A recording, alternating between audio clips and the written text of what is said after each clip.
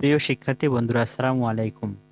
আজ আমি তোমাদের স্বাস্থ্য ও সুরক্ষা বইয়ের 43 পৃষ্ঠার কৈশোর বা বয়ঃসন্ধিকালীন পরিবর্তন সম্পর্কে আমার ধারণা, এই ছকটি আমরা পূরণ করব।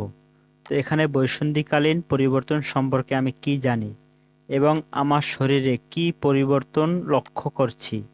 তারপরে আছে আমার মনে নতুন কি ভাবনা আসে। তারপরে আছে এসব পরিবর্তনের কারণে আমার দৈনন্দিন জীবনে অভ্যাস বা আচরণের কি পরিবর্তন হয়েছে। তো আমরা এই ছকটি পূরণ করব। তো প্রথম, বয়ঃসন্ধিকালীন পরিবর্তন সম্পর্কে আমি কি জানি। তো বয়ঃসন্ধিকালীন সময়ে আমাদের মাঝে নানা রকম শারীরিক ও মানসিক পরিবর্তন সাধিত হয়। তারপর আমার শরীরে কি ধরনের পরিবর্তন লক্ষ্য করেছি। ১. গলার স্বর পরিবর্তন হয়। ২. ছেলেদের দাড়ি গোঁফ গজায়। ৩. ওজন বাড়ে ও শরীর ধীর হয়। ৪. শরীরের গঠন প্রাপ্তবয়স্কদের মতো হয়। আমার মনে নতুন কি ভাবনা আসে। ১.